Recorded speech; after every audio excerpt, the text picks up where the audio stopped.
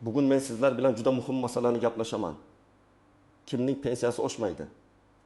Qaysi to'lovlar standart yosh to'lovlari hisoblanadi va nima uchun ayrim odamlar hammaniki oshdi, menikida o'zgarish yo'q degan holatga duch keladi. Bu mavzu nafaqat hozir pensiya olayotganlar, balki yaqin yillarda pensiyaga chiqadiganlar, ota onasi yoki buyisi bobosining hujjatlarini yuritayotganlar uchun ham juda muhim. Chunki bitta tushunmovchilik, bitta yetishmayotgan hujjat yoki bitta noto'g'ri tasavvur tufayli odam oyma-oy kamroq pul olishi mumkin. Men bugun masalani oddiy tilda tushuntirib beraman. Pensiya oshishi deganda nima nazarda tutiladi? Qaysi to'lovlar avtomatik oshadi? Qaysilari oshmasligi mumkin? Kimlar xavotir olishi kerak? Kimlar esa ortiqcha vahimaga tushmasligi kerak? Videoni oxirigacha ko'ring, chunki oxirida men amaliy qadamlarni aytaman. Qayerga murojaat qilish, qanday hujjatlarni tekshirish, arizada nimalarni yozish kerak. Hozirning o'zida kanalga obuna bo'ling, like bosib qo'ying. Chunki bunday ma'lumotlar ko'pchilikka pulini himoya qilishda yordam beradi. Men ko'p yillik amaliyotda shuni ko'ramanki, pensiya masalasida eng katta muammo raqamlarda emas, tushunchalarda. Odam pensiyalar oshdi degan xabarni eshitadi va tabiiy ravishda demak, mening hisobimga ham ko'proq pul tushishi kerak deb o'ylaydi. Lekin amalda hamma to'lovlar bir xil tartibda oshmaydi. Pensiya degan so'zning ichida bir nechta turdagi to'lovlar bor. Yoshga doir pensiya, nogironlik pensiyasi, bo'quvchisini yo'qotganlik pensiyasi, ijtimoiy nafaqa, kompensatsiya, ustama, qo'shimcha to'lov, minimal miqdorgacha yetkazib beriladigan farq va boshqa turdagi to'lovlar. Oldin ko'pchilik buni juda sodda tushungan. Davlat pensiyani oshirdi. Demak, hammaning puli bir xil foizga ko'payadi. Lekin hozir tizim ancha hisob-kitobga bog'langan. Pensiya miqdori, ish staji, rasmiy ish haqi, sug'urta badallari, imtiyozli davrlar, minimal pensiya chegaralari, qonunda belgilangan ustamalar va shaxsning toifasiga qarab shakllanadi. Shuning uchun ikki kishi bir xil yoshda pensiyaga chiqqan bo'lsa ham, ulardan birining pensiyasi oshishi mumkin, ikkinchisiniki esa deyarli o'zgarmasligi yoki faqat ayrim qismi oshishi mumkin. Eng muhim jihat shuki, pensiya oshirilgani haqidagi qaror har doim ham siz olayotgan umumiy summaning hammasiga teng ta'sir qilmaydi. Ba'zan oshish bazaviy miqdorga taalluqli bo'ladi, ba'zan minimal pensiya miqdoriga, ba'zan ayrim ustamalarga, ba'zan esa faqat muayyan toifadagi fuqarolarga. Masalan, kimdir asosiy yoshga doir pensiya oladi va unga qo'shimcha ravishda parvarish puli, kompensatsiya yoki boshqa ijtimoiy to'lov qo'shilgan bo'lishi mumkin. Yangilikda pensiya oshdi deyilganda faqat asosiy pensiya qismi oshirilgan bo'lsa, qo'shimcha to'lovlar o'zgarmay qolishi mumkin. Shunda umumiy summa kutganingizdek katta ko'paymaydi. Yana bir muhim o'zgarish. Hozir ko'p ma'lumotlar elektron bazalar orqali tekshiriladi. Avval odamlar mehnat daftarchasini olib borib, ish stajini hujjat bilan isbotlagan. Hozir ham hujjat muhim, lekin elektron ma'lumotlar, arxiv ma'lumotlari, soliq va sug'urta badallari bo'yicha yozuvlar ham katta rol o'ynaydi. Agar sizning ish davringiz bazada to'liq ko'rinmasa, pensiya hisobingiz ham to'liq chiqmasligi mumkin. Bu yer gap oshirishda emas. Avvaldan noto'g'ri yoki to'liq bo'lmagan hisobda bo'lishi mumkin. Birinchi navbatda men shuni aniq aytaman. Agar sizning pensiyangiz qonunda belgilangan minimal miqdorga bog'langan bo'lsa, siz har bir oshirishda alohida tekshirishingiz kerak. Chunki minimal miqdor oshirilsa, pensiyangiz ko'tarilishi mumkin. Lekin sizning pensiyangiz shundoq ham minimaldan yuqori bo'lsa, hamma oshirishlar sizga sezilarli ta'sir qilmasligi mumkin. Bu juda muhim farq. Misol keltiraman. Tasavvur qilaylik, Anvar aka 65 yoshda 28 yil rasmiy stajga ega, pensiyasi 1 million 200 ming so'm. Agar davlat minimal yoshga doir pensiya miqdorini oshirsa, lekin Anvar akaning pensiyasi allaqachon shu minimal chegaradan yuqori bo'lsa, uning to'lovi faqat umumiy indeksatsiya bo'lsa oshadi.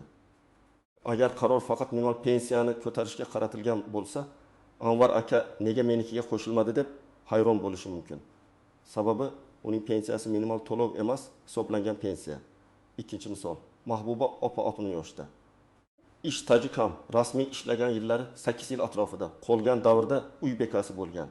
Unga yoshga doir pensiya emas, balki yoshga oid ijtimoiy nafaqa yoki minimalga yaqin to'lov tayinlangan bo'lishi mumkin. Agar qonun aynan ijtimoiy nafaqalarni oshirsa, Mahbuba opaning to'lovi oshadi. Lekin agar oshirish faqat mehnat pensiyalarga tegishli bo'lsa, u holda u kutgan o'sishni ko'rmasligi mumkin. Mana shu yerda odamlar ko'pincha to'lov turini bilmasdan xulosa chiqaradi. Uchinchi misol. Rustam aka 62 yoshda imtiyozli sharoitda oldinroq pensiyaga chiqqan. Chunki u zararli ishlab chiqarishda ishlagan. Uning pensiyasi hisobida imtiyozli staj, qo'shimcha koeffitsiyentlar yoki alohida tartiblar bo'lishi mumkin. Agar yangi oshirish faqat standart yoshga doir pensiya oluvchilarga tegishli bo'lsa, imtiyozli pensiya oluvchilarning ayrim qo'shimcha qismlari o'zgarmasligi mumkin. Lekin asosiy pensiya qismi indeksatsiya qilinsa, u ham oshishi kerak. Bu yerda har bir qism alohida tekshiriladi. 4-misol. Dilbar opa boquvchisini yo'qotganlik pensiyasi oladi. U turmush o'rtog'i vafot etgandan keyin bolalari bilan shu to'lovga chiqqan. Yangilikda yoshga doir pensiyalar oshirildi deyilsa, bu avtomatik ravishda boquvchisini yo'qotganlik pensiyasiga ham tegishli degani emas. Agar qarorda barcha pensiyalar yoki ijtimoiy to'lovlar nazarda tutilgan bo'lsa, oshishi mumkin. Agar faqat yoshga doir standart pensiya miqdorlari ko'tarilgan bo'lsa, Dilbar opa o'zgarishni ko'rmasligi mumkin.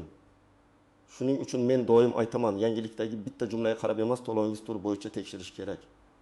Endi kimlar xavotir olmasligi mumkin? Agar sizning pensiyangiz har oy muntazam tushayotgan bo'lsa, bank kartangizdagi summaviy oylar bilan solishtirganda qarorda ko'rsatilgan muddatdan keyin oshgan bo'lsa, hujjatlaringiz to'liq bo'lsa, siz ortiqcha xavotirga tushmasangiz bo'ladi. Lekin baribir yilda kamida bir marta pensiya hisob varag'ingizni tekshirtirishni maslahat beraman. Chunki odam ba'zan o'ziga tegishli ustamani bilmaydi. Masalan, urush o'rti mehnat faxriylari, yakka yolg'iz pensionerlar, parvarishga muhtojlar yoki muayyan mukofotlarga ega fuqarolar uchun alohida qo'shimchalar bo'lishi mumkin. Kimlar albatta xavotir olishi va tekshirishi kerak? Birinchidan, pensiyaga yaqinda chiqqanlar. Yangi tayinlangan pensiyalarda xatoliklar ko'proq uchraydi. Chunki staj, ish haqi arxiv ma'lumotlari, mehnat daftarchasidagi yozuvlar tekshiriladi. Ikkinchidan, sovet davrida kolxozda, zavodda tashkilot nomi bir necha marta o'zgargan joylarda ishlaganlar. Bu davrlar elektron bazada har doim ham to'liq ko'rinmaydi. Uchinchidan, ish haqi konvertda berilgan rasmiy qismi past bo'lgan fuqarolar. Ularning pensiya hisobida faqat rasmiy ko'rsatilgan daromad inobatga olinadi. 4-dan bir necha turdagi to'lov oluvchilar. Masalan, pensiya plus kompensatsiya, pensiya plus parvarish puli. Bu holatda qaysi qism oshganini alohida ko'rish kerak. Standart yosh to'lovlari deganda nimani tushunish kerak? Oddiy qilib aytsam, bu qonunda belgilangan yoshga yetgach tayinlanadigan asosiy to'lovlar tizimi. Erkaklar va ayollar uchun pensiya yoshi, zarur ish staji, tayinlash tartibi va hisoblash formulasi mavjud. Lekin har bir odamning hayot yo'li boshqacha. Kimdir butun yil rasmiy ishlagan, kimdir 15 yil, kimdir umuman rasmiy ish stajisiz qolgan, kimdir nogiron farzandini parvarish qilgan, kimdir harbiy xizmatda bo'lgan, kimdir chet elda ishlagan. Shu sababli standart degan so'z hamma uchun bir xil summa degani emas. Standart tartib bor, lekin natijaviy summa shaxsiy ma'lumotlarga bog'liq. Endi eng muhim savol, kimning pensiyasi oshmasligi mumkin? Birinchi toifa. Oshirish doirasiga kirmagan to'lov oluvchilar. Agar qaror faqat muayyan turdagi pensiyalar uchun chiqarilgan bo'lsa, boshqa to'lovlar o'zgarishsiz qoladi. Masalan, ayrim ijtimoiy nafaqalar, kompensatsiyalar yoki qo'shimcha yordam pullari alohida qaror bo'lmasa oshmaydi. Ikkinchi toifa. Pensiyasi allaqachon yuqori hisoblanganlar, lekin yangilik minimal to'lovga tegishli bo'lganlar. Buni ko'p odam tushunmaydi. Minimal to'lov oshsa, bu minimaldan past yoki minimalga teng bo'lganlariga yordam beradi. Lekin pensiyasi undan yuqori bo'lgan odamda o'zgarish bo'lmasligi mumkin. Bu adolatsizlik deb tuyuladi, ammo mexanizm shunday. Davlat eng kam daromad oluvchilarni minimal chegaraga olib chiqadi. Uchinchi toifa, hujjatlari to'liq emas yoki staji tasdiqlanmaganlar. Masalan, odam 25 yil ishlaganman deydi, lekin hujjatda 17 yil tasdiqlangan.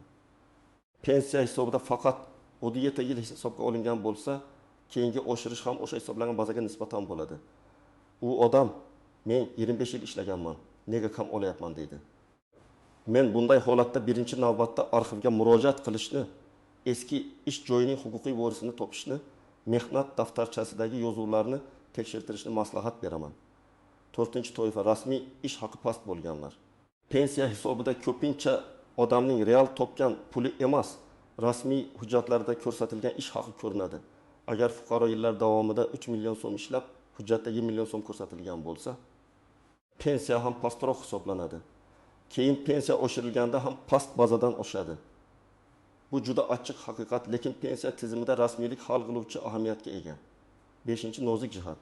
Bir martalik to'lov bilan doimiy oshirishni adashtirmaslik kerak. Ba'zan davlat bayram arafasida muayyan toifadagi fuqarolarga yoki ijtimoiy himoyaga muhtojlarga bir martalik yordam beradi. Odam bu pulni pensiya oshdi deb o'ylaydi. Keyingi oy avvalgi summa tushsa, pensiyamni kamaytirib qo'yishdi deydi. Aslida u doimiy pensiya emas, bir martalik yordam bo'lgan. Shuning uchun kartaga tushgan har bir pulning izovini tekshirish kerak. 6-jihat. Bank ushlanmalari, kredit, aliment yoki qarzdorliklar. Ayrim fuqarolar pensiya oshganini ko'rmaydi. Chunki kartadan avtomatik kredit yechib olinadi. Masalan, pensiya 100 ming so'mga oshgan. Lekin shu oy bank kredit uchun 100 ming so'm ko'proq yechgan. Pensiya esa oshmadi deb o'ylaydi. Shuning uchun faqat kartadagi qoldiqqa qarab emas, tushum va yechimlar tarixiga qarash kerak. Bank ilovasida yoki bank filialida har bir operatsiyani chiqarib berishadi. 7-jihat. Pensiya tayinlangan sana. Agar oshirish 1000 sanadan kuchga kirsa, lekin siz pensiyaga o'sha oyning o'rtasida chiqqan bo'lsangiz, birinchi oy proporsional hisob bo'lishi mumkin. Yoki qaror keyingi oydan amalda qo'llanishi mumkin. Odam darhol to'liq oshgan summani kutadi, lekin tizimda qayta hisoblash va to'lov davri bor. Ba'zan farq keyingi oyda qo'shib beriladi. Agar 2 oy o'tsa ham o'zgarish bo'lmasa, shunda albatta murojaat qilish kerak. 8-jihat. Chet elda ishlagan davrlar. Ko'p fuqarolar Rossiya, Qozog'iston, Koreya yoki boshqa davlatlarda ishlagan. Bu davrlar pensiya hisobida har doim ham avtomatik tan olinmaydi. Davlatlararo kelishuvlar, rasmiy sug'urta badallari, ish beruvchi hujjatlari va tasdiqlar kerak bo'lishi mumkin. Agar chet eldagi ish davri tasdiqlanmasa, pensiya kamroq chiqadi. Keyin oshirish ham kamroq bazaga nisbatan bo'ladi. 9-jihat. Ayollarda bola parvarishi davrlari. Ko'p onalar bir nechta farzand tarbiyalagan, lekin rasmiy ishlamagan. Qonunchilikda ayrim davrlar stajga qo'shilishi mumkin, lekin buni tasdiqlovchi hujjatlar kerak bo'ladi. Tug'ilganlik haqidagi guvohnomalar, nikoh, familiya o'zgargani haqidagi hujjatlar, yashash joyi bo'yicha ma'lumotlar muhim bo'lishi mumkin. Agar familiya o'zgargan bo'lsa va hujjatlarda bog'liqlik ko'rinmasa, tizim davrlarni hisoblamasligi mumkin. 10-jihat. Ustamalar. Masalan, pensioner yolg'iz yashasa, parvarishga muhtoj bo'lsa yoki nogironlik guruhi bo'lsa, ayrim hollarda qo'shimcha to'lovlar belgilanishi mumkin. Lekin bu ustamalar har doim avtomatik berilmaydi. Ba'zilariga tibbiy xulosa, mahalla ma'lumotnomasi, yolg'iz yashash holatini tasdiqlovchi hujjat, nogironlik to'g'risidagi ma'lumot kerak bo'ladi. Odam bu huquqini bilmasa, yillar davomida olmay yurishi mumkin. Endi men sizga aniq qadamlarni aytaman. Birinchi qadam: o'zingiz olayotgan to'lov turini aniqlang. Siz yoshga doir mehnat pensiyasi olyapsizmi? Ijtimoiy nafaqami? Nogironlik pensiyasimi? Boquvchisini yo'qotganlik pensiyasimi yoki boshqa qo'shimcha to'lovmi? Buni pensiya jamg'armasi bo'limida may bankdagi uz orqali mahalladagi ijtimoiy xodimlar yordamida yoki to'lov hujjatlaridan bilib olish mumkin. Ikkinchi qadam: oxirgi 6 oylik tushumlaringizni tekshiring. Bank kartangizdan ko'chirma oling. Unda har oy qancha pensiya tushgan, qancha pul yechilgan, kredit yoki boshqa ushlanma bo'lganmi, aniq ko'rinadi. Men doim pensionerlarga farzandlari yoki yaqinlari bilan birga bank ilovasidan ko'chirma chiqarib olishni maslahat beraman. Chunki ba'zan muammo pensiya jamg'armasida emas, bankdagi avtomatik yechimlarda bo'ladi. 3-qadam: pensiya hisobingizdagi stajni tekshiring. Sizning mehnat daftarchangizda bor davrlarning hammasi hisobga olinganmi? Eski ish joylari nomi to'g'ri yozilganmi? Ishga kirgan va ishdan chiqqan sanalar aniqmi? Muhrlar o'qiladimi? Agar yozuv tushunarsiz bo'lsa, arxiv ma'lumotnomasi talab qilinishi mumkin. Ayniqsa 1910 yillar kolxozlar, shirkat xo'jaliklari, tugatilgan korxonalar bo'yicha hujjatlarni alohida tekshiring. 4-qadam: ish haqi ma'lumotlarini tekshiring. Pensiya faqat stajdan emas, ish haqidan ham shakllanadi. Agar sizning maoshingiz hujjatda noto'g'ri yoki past ko'rsatilgan bo'lsa, pensiya kam chiqadi. Eski tashkilotdan, arxivdan, buxgalteriya hujjatlaridan ish haqi ma'lumotnomasini olish kerak bo'lishi mumkin. Tashkilot tugatilgan bo'lsa, tuman yoki viloyat arxiviga murojaat qilinadi. Arizada tashkilot nomi, ishlagan davringiz, lavozimingiz, familiyangiz o'sha paytdagi yozilishi bilan ko'rsatilishi kerak. 5-qadam: pensiya jamg'armasiga yozma ariza bering.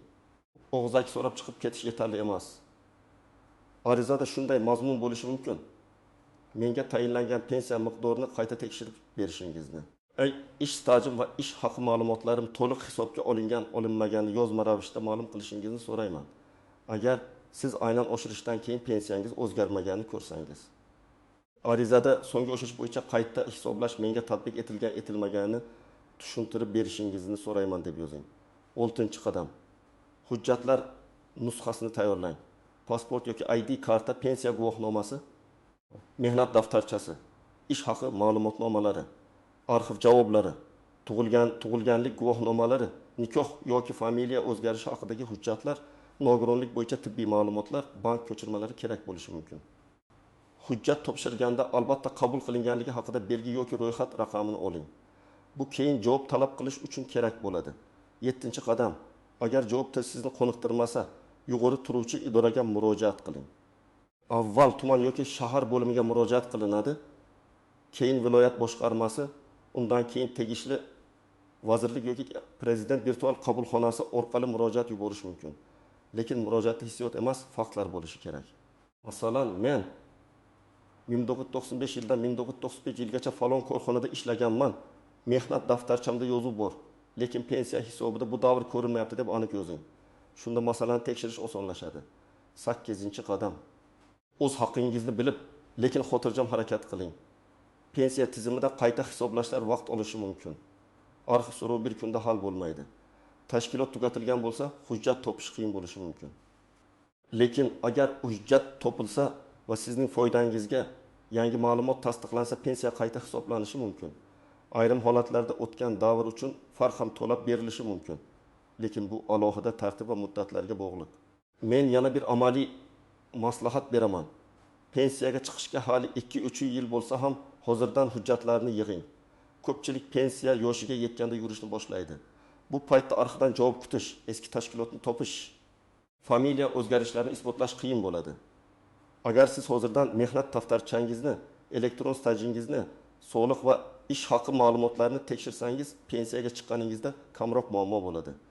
Yana bir muhim maslahat, qarindoshingiz pensioner bo'lsa, uning o'rniga hamma narsani o'zim bilaman deb hal qilmang. U bilan birga tushuntirib, hujjatlarni ko'rsatib, qaysi to'lovni olayotganini aniqlang. Ba'zan farzandlar ota-onasining pensiyasi oshmagan deb o'ylaydi, lekin aslida ota-onasida kredit bor, bank yechib olayotgan bo'ladi. Ba'zan esa aksincha, pensioner kam olayotganini aytolmaydi, chunki hujjatlarni tushunmaydi. Oilada bu masalani ochiq gaplashish kerak. Demak, kimning pensiyasi oshmaydi degan savolga bitta javob yo'q. Pensiya oshmasligi mumkin, agar sizning to'lov turingiz qaror doirasiga kirmasa. Pensiyangiz minimal chegaradan yuqori bo'lsa va oshirish faqat minimal to'lovga tegishli bo'lsa, hujjatlaringiz to'liq bo'lmasa, staj yoki ish haqi noto'g'ri hisoblangan bo'lsa, yoki kartangizdan boshqa ushlanmalar bo'layotgan bo'lsa. Eng to'g'ri yo'l to'lov turini aniqlash, bank ko'chirmasini tekshirish, staj va ish haqi hujjatlarini ko'rish, pensiya jamg'armasiga yozib murojaat qilish. Men sizlarga shuni aytmoqchiman. Pensiya bu shunchaki oylik tushum emas. Bu yillar davomida qilingan mehnatning huquqiy natijasi. Shuning uchun uni e'tiborsiz qoldirmang. Agar sizda mening pensiyam nega oshmadi degan savol bo'lsa, taxmin bilan yurmay, hujjat bilan tekshiring. Izohlarda yozing. Sizning pensiyangiz oxirgi oshirishdan keyin ko'tarildimi yoki o'zgarishsiz qoldimi? Qaysi viloyatdansiz va qanday muammoga duch keldingiz? Like bosishni unutmang.